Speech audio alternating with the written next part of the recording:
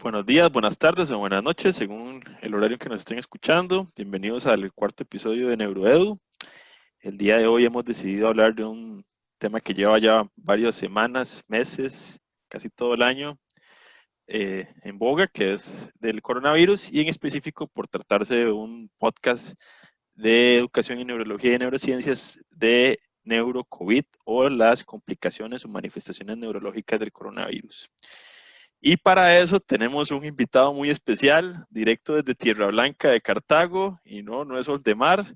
Tenemos al doctor Luis Gómez Víquez, residente de neurología, amigo personal, y quien fuera en el año 2012 el campeón o ganador del NeuroJeopardy. Bienvenido, Luis. Muchas gracias, doctor Chan. Buenas tardes o buenos días, no sé en qué hora estaremos. Bueno, nosotros estamos grabando en la tarde del 6 de septiembre. Correcto.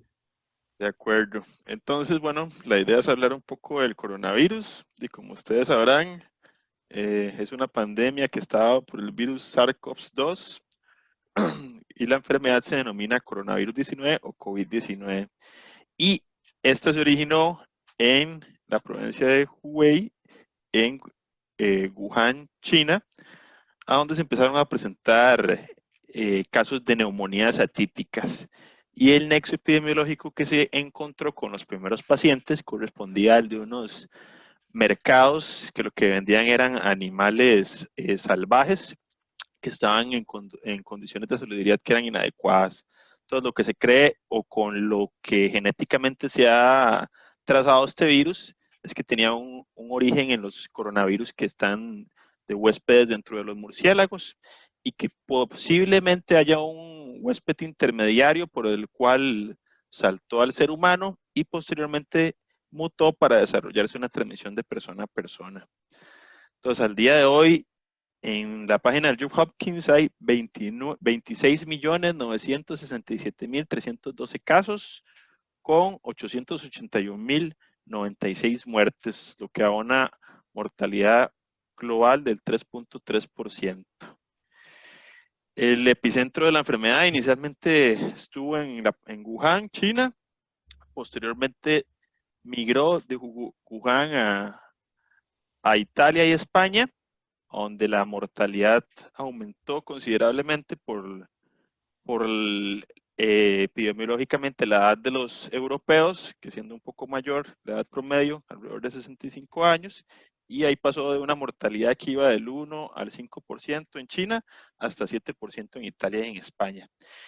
Y en aproximadamente en marzo tuvimos el primer caso en Costa Rica, un primer pico que llegó a aproximadamente poco más de 700 casos o 600 casos, y posteriormente hace 2 meses empezó nuevamente el segundo brote en nuestro país.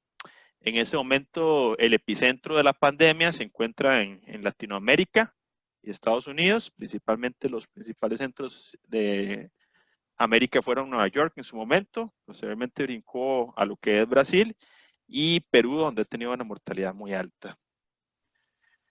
En ese sentido, pues todo lo que sería el sistema de salud, inicialmente estuvimos en cuarentena durante varias semanas para preparar el sistema de salud, varios meses, que tal vez fue un poco temprano. Se dio educación a la población.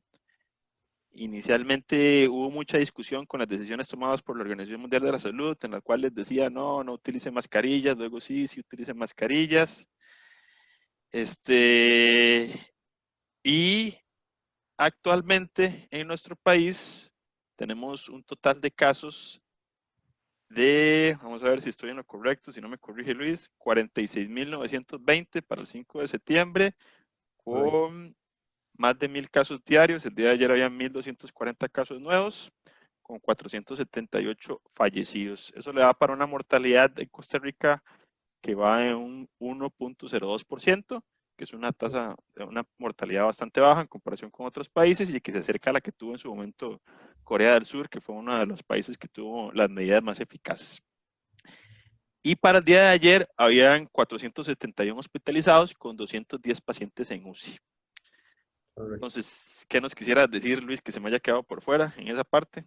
Bueno, ahí tal vez cosas interesantes, ¿verdad? De lo que mencionaba el doctor Chang del origen del virus, es que en efecto se trata de una antropozoonosis, ¿verdad? Este virus que ciertamente han dado el paso, ¿verdad? O han tenido por algún salto epidemiológico, ¿verdad? Pues transmisión de animales, o de mamíferos en específico, a humanos.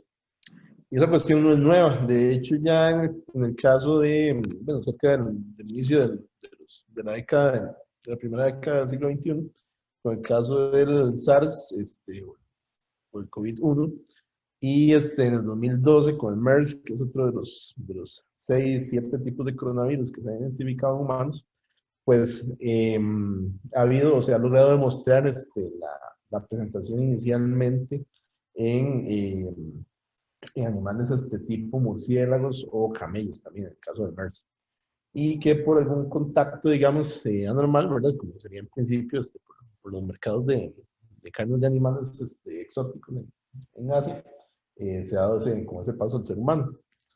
Sí es llamativo, digamos, el comportamiento por lo menos que ha tenido a nivel de Latinoamérica, a nivel nacional, tanto, digamos, eh, el manejo, ¿verdad?, de las medidas sanitarias y el comportamiento en general de la población. Yo creo que si nos acordamos, ¿verdad?, para el mes de marzo o abril, digamos, un comportamiento como mucho más cerrado, ¿verdad?, o más hermético de la población. Pues mucha gente incluso iba a los supermercados, compraba de cantidades bastante importantes de productos de desinfección, mascarillas y demás.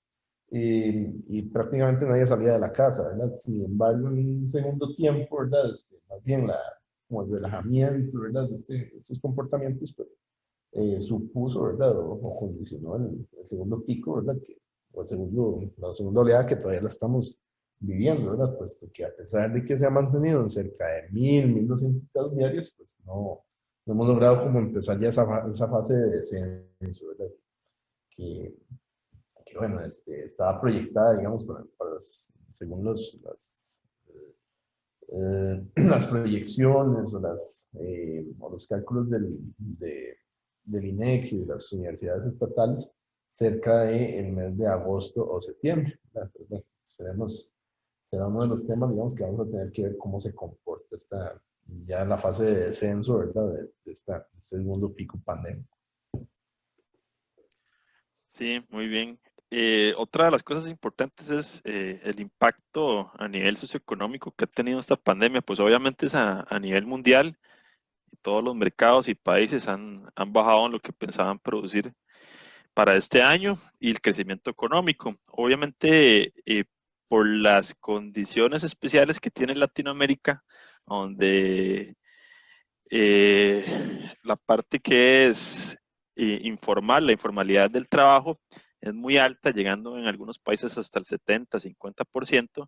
El impacto es aún mayor, dado que estas personas no tienen ningún empleador.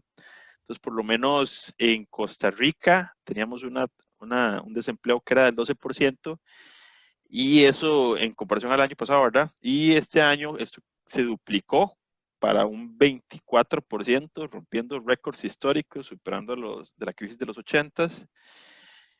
Y hablando en relación también con la parte socioeconómica, tenemos la parte de la educación, ¿verdad? En relación con esto, por lo menos hay un poco más de 1 millón de estudiantes inscritos en el Ministerio de Educación Pública, de lo cual decía el MEP que aproximadamente un 50% no tienen el acceso adecuado para la educación a distancia. Recordemos que esto no es educación virtual, sino que es educación a distancia, que se trata de cubrir los contenidos desde el hogar o educación en casa.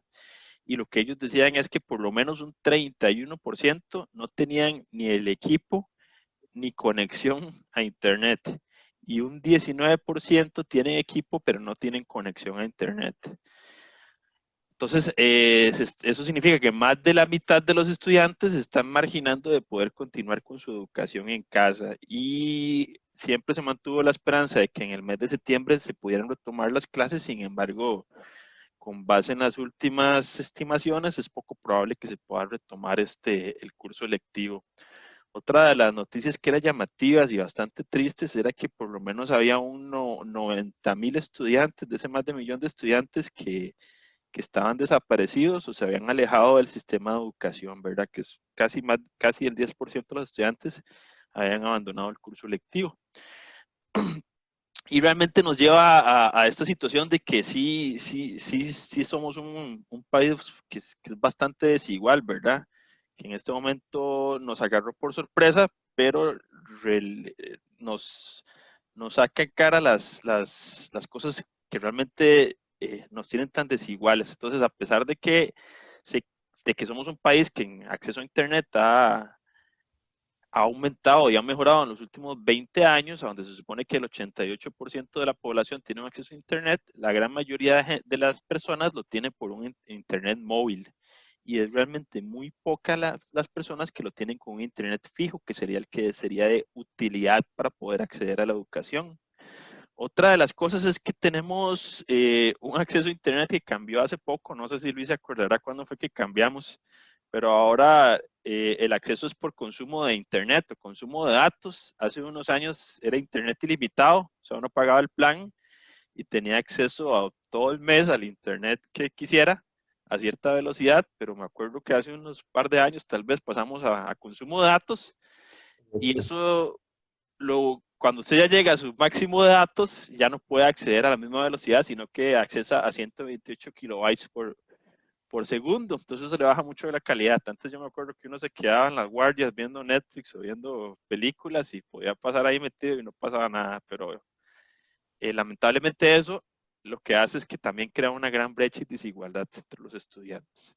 Claro, pues, Ajá, decime. lo otro es de respecto a eso, ¿verdad? Es que, bueno, por ejemplo, saliéndose un poco, ¿verdad? Del tema o del aspecto, por ejemplo, de la educación primaria o secundaria.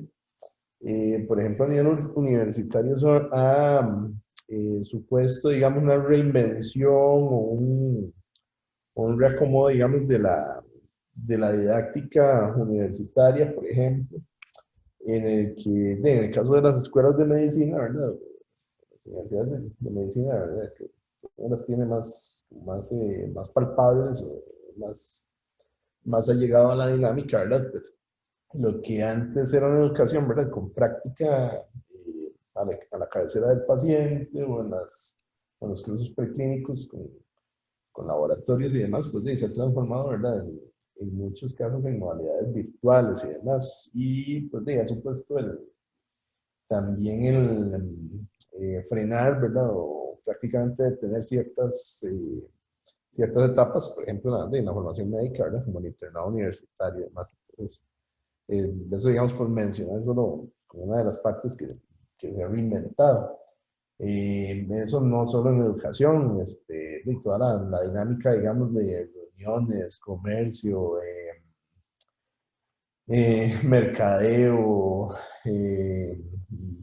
publicidad y demás, pues se ha tenido que readecuar, digamos, o incluso comercios pequeños se han tenido que adaptar con las nuevas condiciones, digamos, para ser más accesibles, ¿verdad? Para tener algún camino, digamos, de evitar la salida de las personas y el contacto, digamos, por contagio, por aglomeraciones y demás.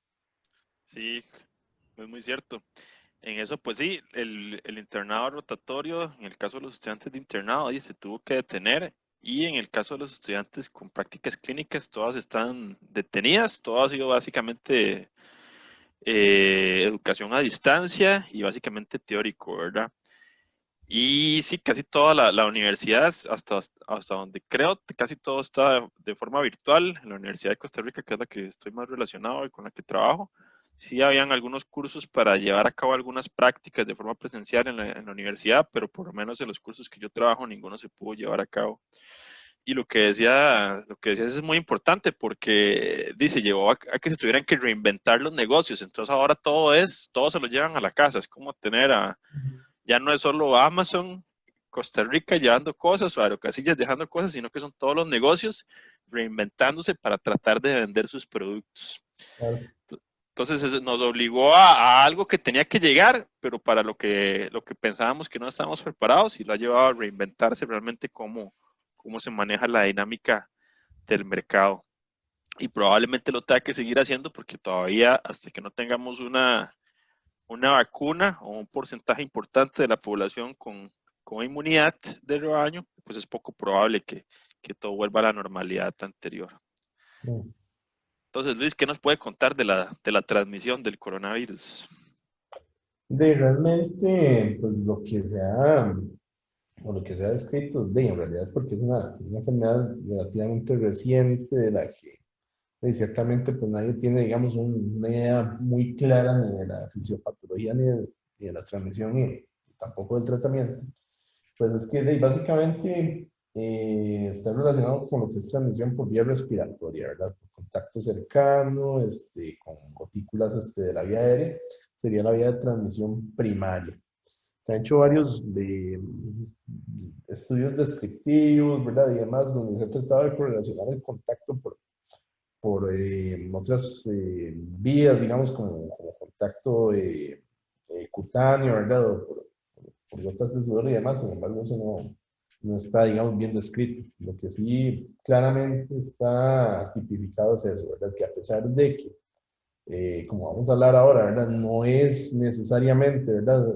Esto, una neumonía ni una patología respiratoria primaria per se, sino que en la parte respiratoria solo es una de las esferas o una de las aristas en que se ha afectado el organismo, ¿verdad? Con el virus, sí parece por lo menos que una de las vías de transmisión o la vía de transmisión principal bien descrita es la parte de vía aérea, ¿verdad? Eso obviamente pues no resta la importancia a las medidas que no son de protección de la parte respiratoria. Y ahí de lo que hablaba el doctor Chang, ¿verdad?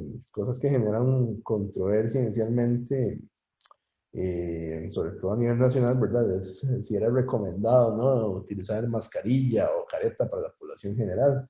Incluso gente que hablaba, ¿verdad? De si debía ahorrarse el recurso para el ámbito hospitalario, para el personal de salud. Bueno, las, por lo menos las últimas recomendaciones, ¿verdad? De la OMS y de la Organización Panamericana de la Salud sí son muy claras en el sentido de que la parte, digamos, de protección respiratoria, al menos con mascarillas quirúrgicas, mascarillas de la verdad, que no son, digamos, una medida 100% que logre filtrar o evitar el paso de las partículas virales, sí es, digamos, un medio de reducción de, de mermar el inóculo, ¿verdad? O la carga de transmisión, ¿verdad? Que se da por vía aérea entre las personas. Sí, entonces, bueno, sí, lo que vos decías que se da por las secreciones respiratorias y el contacto con las mucosas, nariz, ojos, ¿verdad? Y también lo otro que es por transmisión de vía aérea. Se cree que viaja por lo menos 2 metros, entonces por eso es los benditos 2 metros del distanciamiento social, ¿verdad? Correcto.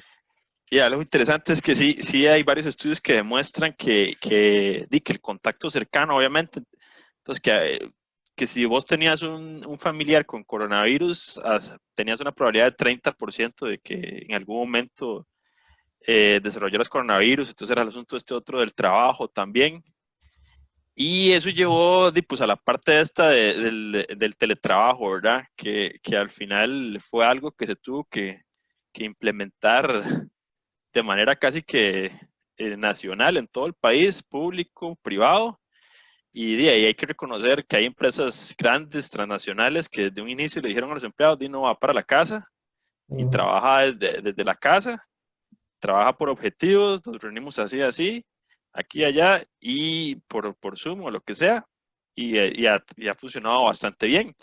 Y en la parte del gobierno, que inclusive uno que trabaja en la caja, pues toda la consulta desde marzo ha sido consulta, desde finales de marzo ha sido teleconsulta. Todo ha sido por llamadas o videollamadas y con sus bemoles y dificultades ahí ha ido saliendo. Pero bueno, esto vino a traer la situación de que probablemente el teletrabajo sea algo que vino para quedarse, ¿verdad? O sea, que ha demostrado ser eficaz, que no es este mito de que usted está en la casa y entonces no trabaja o está de vacaciones, sino que usted sigue cumpliendo sus metas, objetivos, y en muchas ocasiones usted lo hace hasta más, de forma más eficaz. Y lo otro que también reduce el estrés de las presas, ¿verdad? Que en nuestro país por lo menos tenemos este problema que la gran mayoría de la gente vive muy lejos de sus lugares de trabajo. Entonces, en promedio, 2 horas o más de presas conlleva un gran estrés diario de estar metido en una presa, pasar ahí 5 minutos estacionado. Y también el asunto este de la restricción vehicular, que sí ha sido como bastante controversial, ¿verdad? Porque no te dejan sacar el carro, pero te mandan a que te montes a un bus, a donde está evidenciado que tenés un mayor riesgo de contagiarte por la cercanía de las personas. Luego es que, sí, si bien ha habido producción de personas que laboran por teletrabajo, despidos, suspensión de contratos laborales, y la realidad es que los autobuses seguían llenos con las 80 o más personas, ¿verdad? Entonces, en ese sentido, siempre ha habido gran controversia, ¿verdad? ¿Y qué nos puedes decir en relación con la parte de esta epidemiológica, de la severidad de la enfermedad con base en la edad de los pacientes? Bueno, pues realmente lo que, o sea, sí se ha visto, ¿verdad? Pues que es un virus que en principio demostró, ¿verdad? Un grado de predilección por grupo etario, ¿verdad? Sobre todo en los grupos de mayores de 20 años y hasta los 80, 90 años. Y pues también es una enfermedad pues, que se puede dar en niños, ¿verdad? En personas jóvenes. Sí llamaba la atención que por lo menos no sé si por subregistro o por una incidencia relativamente baja, o si será realmente por un factor epidemiológico, ¿verdad? De predilección etaria del virus. Por lo menos en Costa Rica sí tuvimos en los primeros meses muy poco registro de menores de 15 a 20 años hospitalizados o que requirieran este manejo en unidades de cuidado intensivo.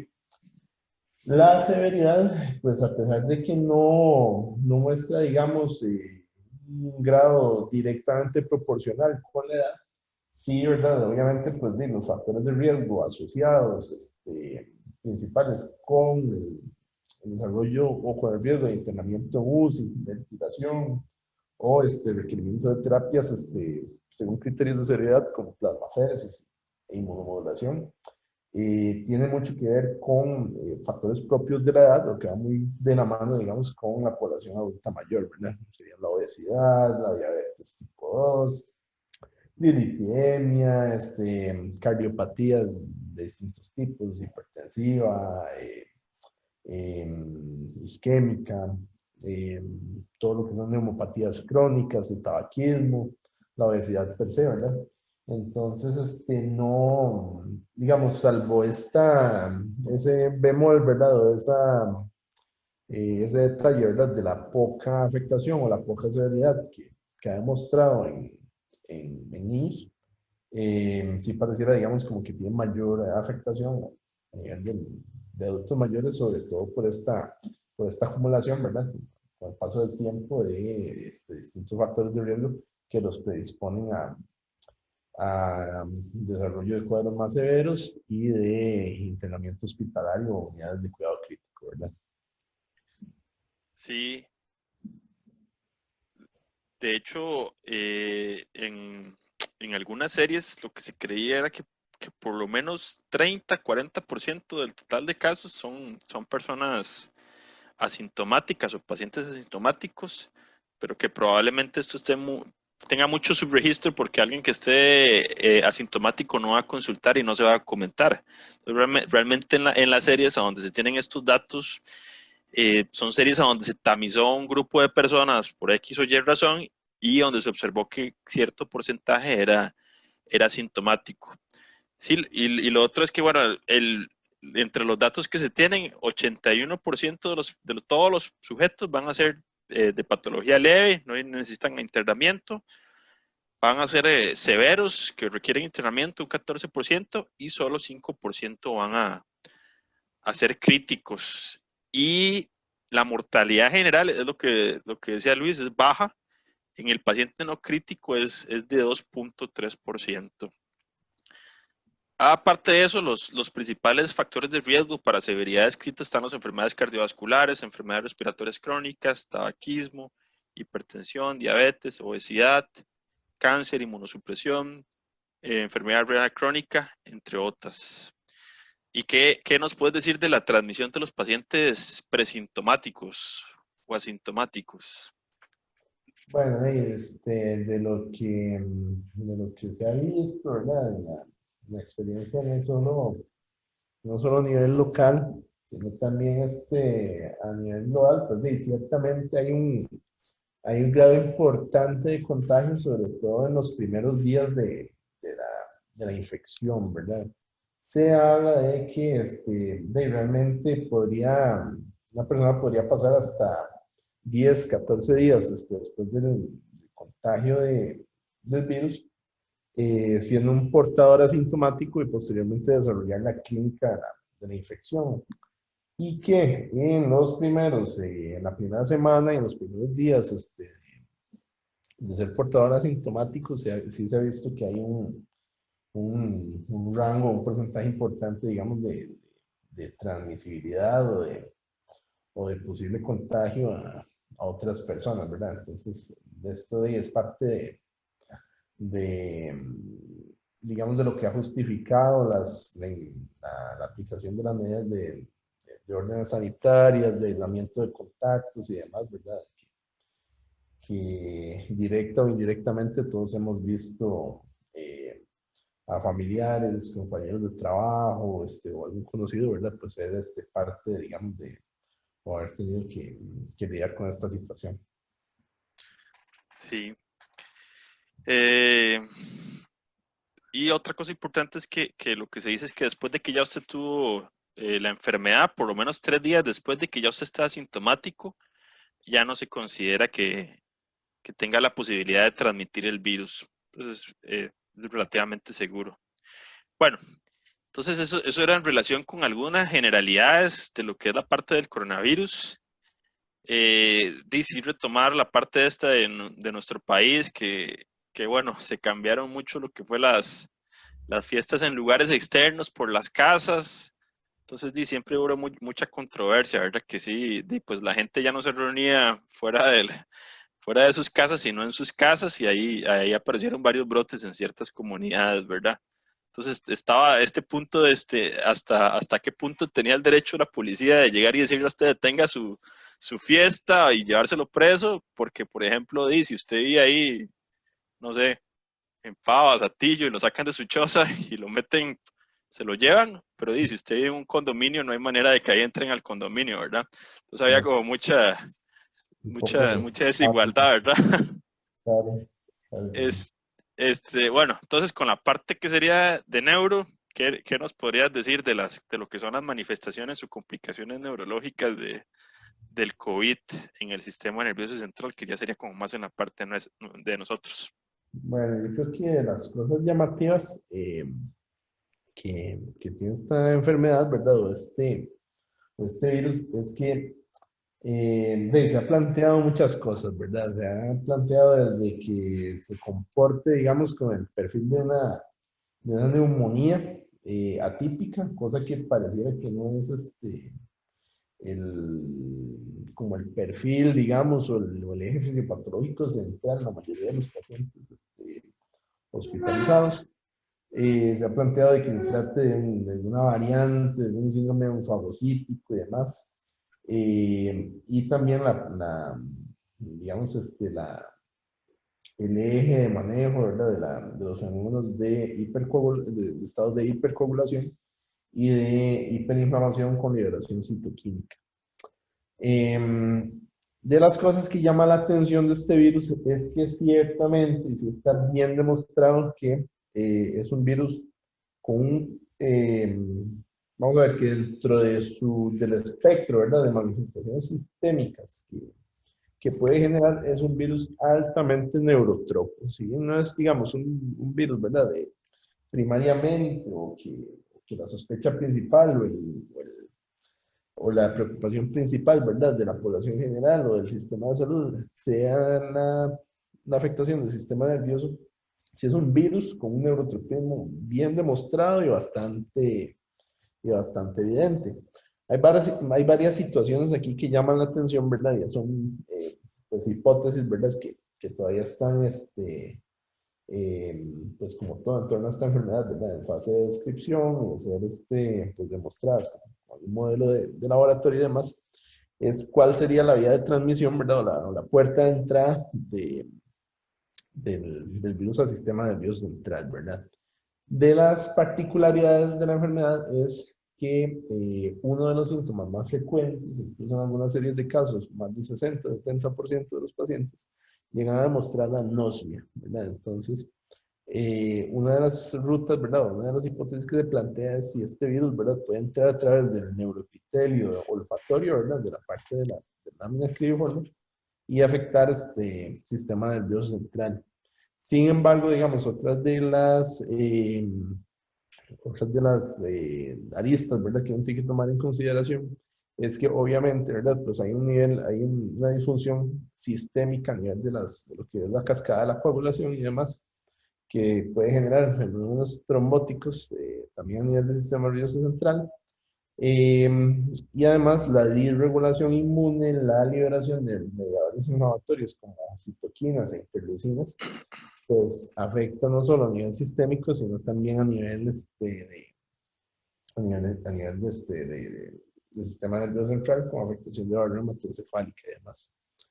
Eso, digamos, teniendo en cuenta en principio cuál sería la fisiopatología, ¿verdad? O cuál sería la puerta de entrada o el mecanismo de afectación del virus a nivel del sistema nervioso. Dentro de las manifestaciones que se han descrito, ¿verdad?, de la parte neurológica, pues bueno, como les decía, ¿verdad?, una de las más llamativas o de las que está bien descritas, ¿verdad?, es la parte de la anosmia o de la disfunción olfatoria, ¿verdad? También se ha visto muy asociado esto con la parte de disautonomía, ¿verdad? Es una zona un poquito gris, ¿verdad? Porque sí, a pesar de que se ha demostrado, por ejemplo, miocardiopatía por COVID, también la afectación, digamos, disautonómica, con fenómenos de taquio, disritmias, alteraciones de lo que es el tránsito gastrointestinal, hipotensión, fenómenos vasopléjicos y demás, sobre todo en el paciente crítico. Entonces está relacionado pues, ¿verdad?, con la parte de regulación autónoma del sistema nervioso. Otras de las manifestaciones, ¿verdad?, o de las cosas que llaman la atención es, y que nosotros por lo menos sí lo hemos visto bastante palpable, a nivel de la atención en el sistema de salud pública en Costa Rica, es la parte de enfermedad cerebrovascular, que, bueno, por ejemplo, nosotros a nivel de la red de hospitales que están manejando los pacientes hospitalizados por COVID, ¿verdad?, sobre todo entiéndase los hospitales centrales, México, San Juan de Dios, Calderón Guardia, el Senare o el CEAC. Digamos, por lo menos los datos preliminares, ¿verdad?, que estamos manejando, que eso todavía está en una fase de recapitulación, ¿verdad?, sí hablan de que por lo menos habría unos 22, 24 pacientes ya demostrados, ¿verdad?, o en los que se ha documentado una asociación en que ha habido pues, el compromiso, ¿verdad?, de un evento cerebrovascular y al mismo tiempo, ¿verdad?, la infección por este COVID-19. Incluso esto ha llevado, ¿verdad?, a plantear muchas cosas en lo que es ¿verdad?,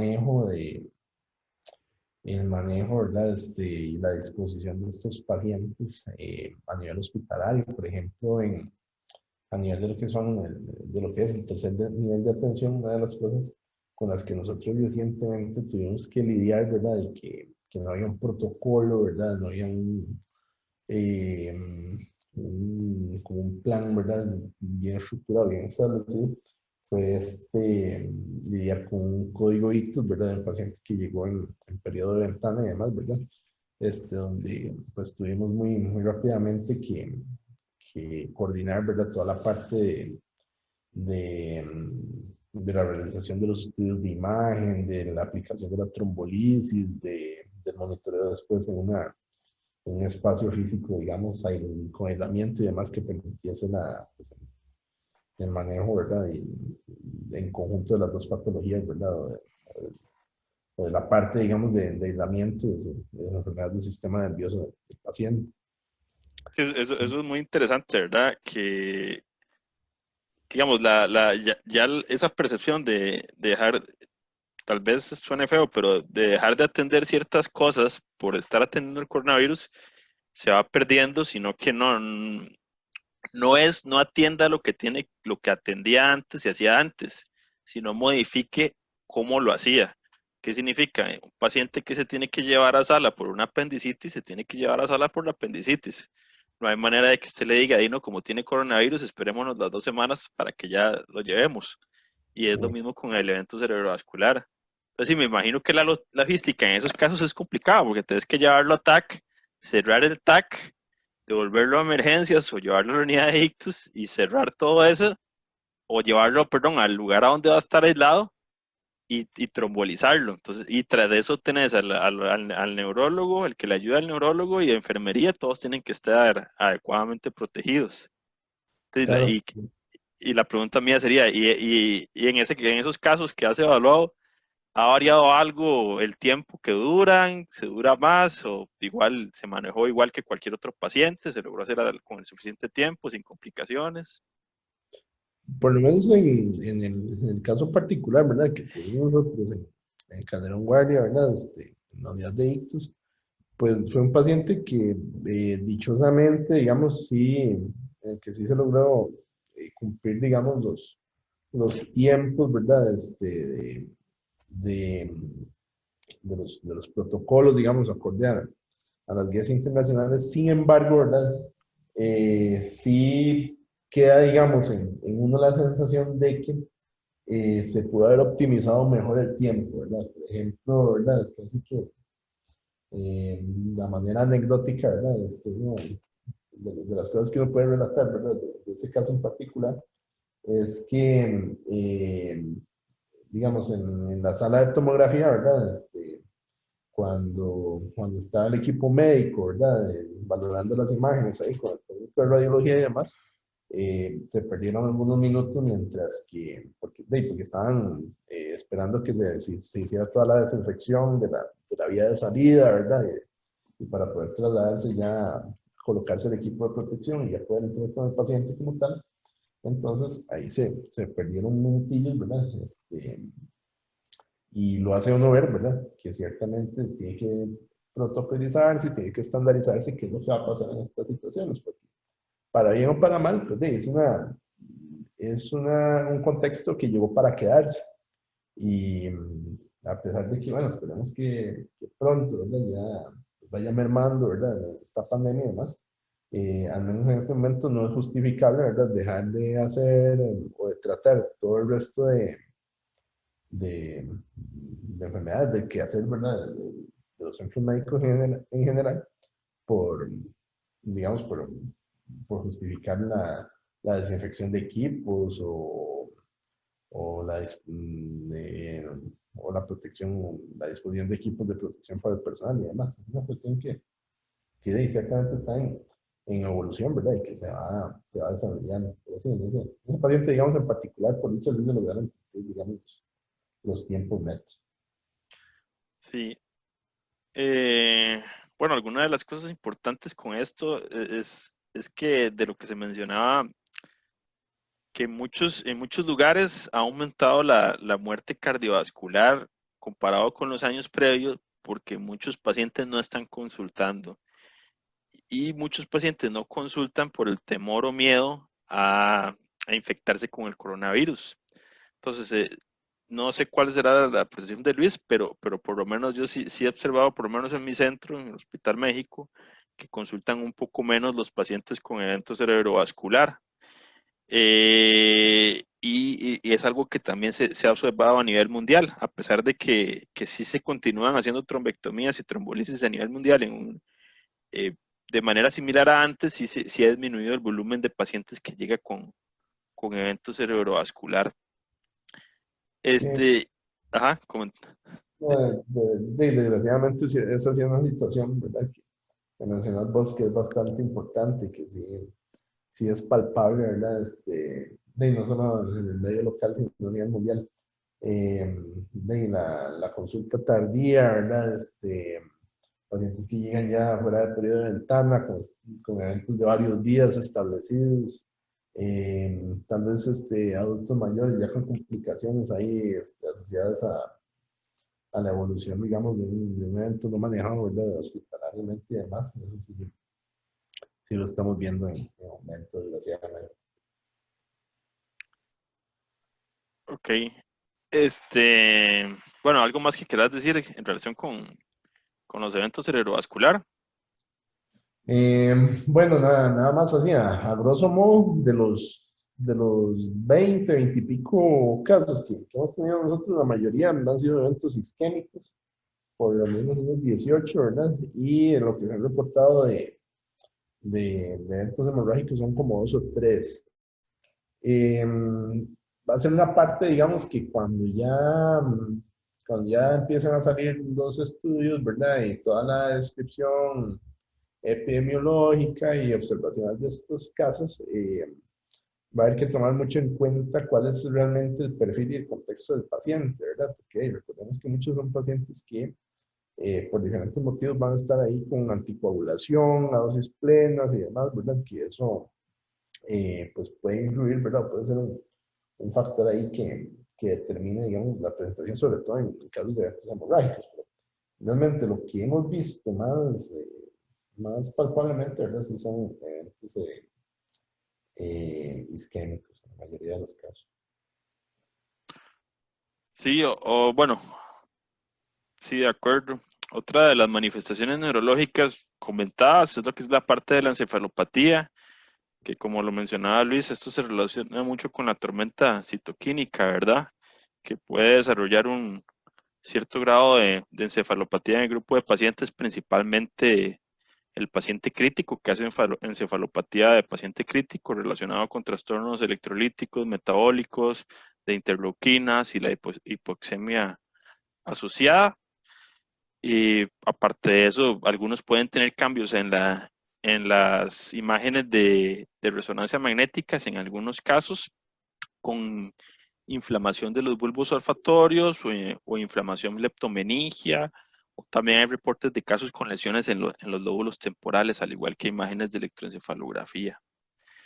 ¿Cuáles otras manifestaciones? Digamos que sí a mí me da la misma impresión de que probablemente una de las más importantes es la anosmia y la disgeusia y de los síntomas premonitorios de la enfermedad, que es síntoma pivotal, y la enfermedad cerebrovascular probablemente es el más importante que se ha observado que hay un aumento del riesgo de enfermedad cerebrovascular. ¿Qué otras manifestaciones nos podrías comentar en relación con el coronavirus y el sistema nervioso? Bueno, hay parte de lo que se ha mencionado, ¿verdad? Estos meses, ¿verdad? Es la asociación en un porcentaje bajo, digamos, de casos, ¿verdad? Menos, diferentes series de casos, menos incluso de 5 3%, de pacientes que llegan a desarrollar síndrome de Guillain-Barré, ¿verdad? O neuropatías periféricas agudas asociadas a la infección por COVID. Particularmente nosotros en estos días tuvimos el traslado de un paciente, ¿verdad? Que incluso ahí se ha tenido que manejar a nivel de la unidad de cuidado crítico, ¿verdad? Con tomografía de plasmaféresis y demás, donde se logró documentar, ¿verdad? O establecer el cuadro de una polineuropatía sensitiva y motora distal simétrica, que realmente fue el motivo de consulta de este paciente. Él en este momento incluso está con bajos requerimientos de oxígeno y demás, no se abrió como un cuadro respiratorio, ni febril, ni mucho menos, ¿verdad? Sino más bien con lo que era llamativo en el paciente, era la presentación de Guillain-Barré. Y otra de las cosas que recientemente, la semana pasada, creo que estábamos viendo ahí en el servicio una de los warnings o de las alertas de la OMS, es que se están empezando a describir casos de asociación con miastenia gravis también en relación a lo del COVID. Sin embargo, son realmente reportes ahí muy aislados o muy esporádicos de casos. Realmente no sé si habrá ahorita como una cifra o algún porcentaje de asociación per se. Lo que vos mencionabas de los cuadros encefalopáticos, eso es bastante importante, ¿verdad? Tomarlo en cuenta. Esta semana, por cierto, en el Calderón Guardia tuvimos el caso de una paciente que se trasladó de un área periférica, ¿verdad? De, la- de un segundo nivel de atención, con un cuadro de que realmente se abrió como fiebre, encefalopatía y crisis convulsivas. En algún momento, ¿verdad? No muy claro de la evolución del cuadro, la paciente se deterioró neurológicamente, tuvieron que proteger la vía aérea, ventilarle y demás. Y lo único, a nivel de laboratorios, nunca hizo, digamos, una, eh, una manifestación, digamos, de un cuadro con respuesta inflamatoria sistémica abierta, salvo por la fiebre que se documentó inicialmente, sino que el único dato llamativo que, que había, digamos, era la elevación de dímero D, que es uno de los marcadores precisamente de severidad del COVID. Y a raíz de ese dímero D y de los hallazgos inespecíficos en el resto de estudios, una paciente que se estudió con tomografía, se le hicieron estudios de angiotac, se estudió a descartar trombosis naturales, se le hizo estudios de líquido cefalorraquídeo, que lo único que tenían era una proteinorraquia discreta, una hiperproteinorraquia discreta. Y finalmente, digamos, al diagnóstico que se llegó ya por la prueba de tamizaje fue al de COVID-19, ¿verdad? Entonces también de las cosas que hemos visto nosotros es la asociación, digamos, con los cuadros eh, encefalopáticos, ¿verdad? Que pareciera también que tienen algún grado de meningoencefalitis ahí asociado. Sí, eso es otra de las cosas con las que se ha descrito, que el virus es capaz de causar una meningoencefalitis por COVID, y que tiene el mismo cuadro, fiebre, fatiga, cefalea, como si fuera una meningitis, y que se documenta el coronavirus. Entonces, pues sí, un cuadro de encefalopatía no clara en estos momentos, en el contexto de la pandemia, pues uno debería tal vez pensar sí, en el coronavirus. Con el síndrome de Guillain-Barré, pues, sí, eso sí hemos tenido en el México, pacientes con el coronavirus, 5 o 10 días después, que desarrolla la debilidad ascendente, simétrica, progresiva, requiriendo uso de plasmaféresis también en el caso de nosotros, y posteriormente eso relativamente estable, cumpliendo el resto de criterios de forma similar al de cualquier otro Guillain-Barré, ¿verdad? Con la decisión albuminocitológica y estudios de conducción nerviosa compatibles con Guillain-Barré. Esto de miastenia gravis sí me llamó la atención, no lo había escuchado. Suena un poco raro, ¿verdad? Sí, ¿Quién sabe? como ¿Quién dice sabe si? Sí. un cuadro posinfeccioso. Bueno, y finalmente algunas otras cosas más raras. Por lo menos hay casos reportados de JADEM, encefalomielitis aguda diseminada en niños.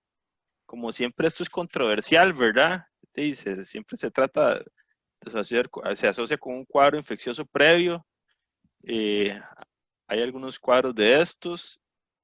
Personalmente no he visto ninguno. Me acuerdo a principios de año que vimos uno, pero no era por coronavirus, pero fue en adultos, entonces eso me llamó la atención. Otros son el síndrome inflamatorio multisistémico en niños, que es similar al Kawasaki.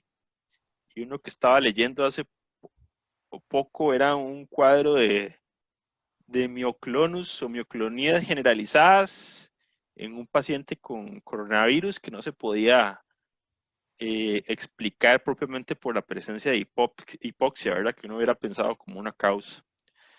Y otras cosas, por ejemplo, encefalopatía posterior reversible secundaria al coronavirus.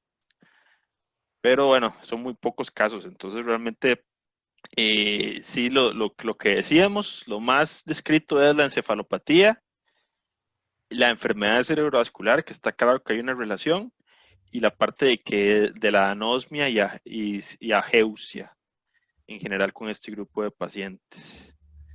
Entonces, finalmente, Luis, muchas gracias por haber estado de invitado Gracias especial.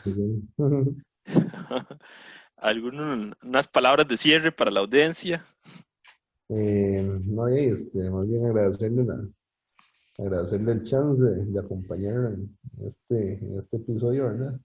Y yo creo que más que nada, ¿verdad? Lo que le queda a uno de mensaje, ¿verdad? Con toda esta cuestión es que no hay que bajar la guardia, ¿verdad? Sobre todo las personas que trabajamos en atención de pacientes directamente y demás, sospechar de todo el mundo, ¿verdad? Pensar que hay muchas manifestaciones atípicas de esto, ¿verdad? Y que no necesariamente porque alguien no venga con un cuadro respiratorio abierto, ¿verdad? Haya que bajar la guardia, ¿verdad? En ese sentido. Entonces, sí ser como cautelosos, ¿verdad? Y sospechar. Y una pregunta más, que esta es de interés propio. ¿Y cómo ha sentido usted la educación en tiempos de COVID? La educación, bueno, En su experiencia propia. em, vieras que, bueno, bueno, yo pienso que la parte teórica, ¿verdad? No ha sido así con una gran dificultad, porque con los altibajos y todo, ahí a través de las diferentes plataformas digitales, pues uno se va acomodando, ¿verdad? Y logra, pues, acceder, digamos, a las diferentes charlas, recursos ahí de bibliográficos y demás. Entonces pienso que en ese sentido tal vez no ha sido como un gran detrimento, ¿verdad? De la parte, digamos, práctica, a pesar de que, bueno, nosotros, por ejemplo, el programa de neurología, sí, de momento estamos llevando nuestro programa y demás, atendiendo, digamos, los servicios de hospitalización y siendo también partícipes de la parte de la teleconsulta, pues de ahí no deja de ser un poco tal vez menos, un poco atípico, digamos, en la, la experiencia, ¿verdad? Y por al menos uno como residente está muy, muy envuelto, ¿verdad? Y muy metido de lleno en lo que es la atención del COVID. Eso prácticamente se vuelve hasta desgastante, ¿verdad? Física y mentalmente. Guardias muy seguidas, todo es COVID ahí cada 3 4 días, ¿verdad? Muchos compañeros que están rotando también durante el día en las diferentes unidades de los distintos hospitales, entonces, pues sí se ha visto, digamos, que ha afectado un poco la parte de educación. Sí, ha sido una situación muy difícil. Realmente, y pues uno es privilegiado porque tiene su trabajo, no tiene riesgo de perderlo, pero sí ha sido una situación muy estresante y que ha venido a cambiar todo el paradigma. De llamar de igual que vos a cuidarse, ¿verdad? Cuidándose uno, se cuidan cientos de personas, más los que trabajamos en salud, ¿verdad? Que seríamos focos importantes. Y de retomar este mensaje, pues ya esta es la nueva normalidad. En la parte de salud tenemos que seguir prestando los servicios de salud y la gente se merece seguir recibiendo sus tratamientos, seguir siendo atendidos. No podemos decir, pues no vamos a ver esto porque estamos solo con coronavirus. Hay que seguir atendiendo, como lo decía Luis, si llega el infarto cerebral, igual ocupa si ocupa su trombolisis, igual hay que brindársela. Si ocupa su trombectomía, igual hay que brindársela. Y hay que tratar de tomar nada más las medidas necesarias. Y esperemos todos cuidarnos, por lo menos para ver si disminuyen nuevamente los contactos y esperar eventualmente a un futuro tal vez mediano plazo que haya una vacuna. Bueno, y muchas gracias Luis por haber atendido la invitación. Esperemos tenerlo pronto en el programa de nuevo con algún otro tema. Está bien, muy amable. Bueno, que tengan buen día. Muchas gracias por Luego. escucharnos. Recuerden suscribirse. También tenemos canal de YouTube. Nos pueden encontrar como NeuroEduCR. Y en el podcast que estamos en Spotify, estamos en Apple Podcast, estamos en Google Podcast, estamos en un montón de podcasts. Entonces, para ahí se pueden meter y escuchar los episodios anteriores. Que tengan muy buenos días, buenas tardes o buenas noches, según el horario en que nos escuchen. Muchas gracias, Luis.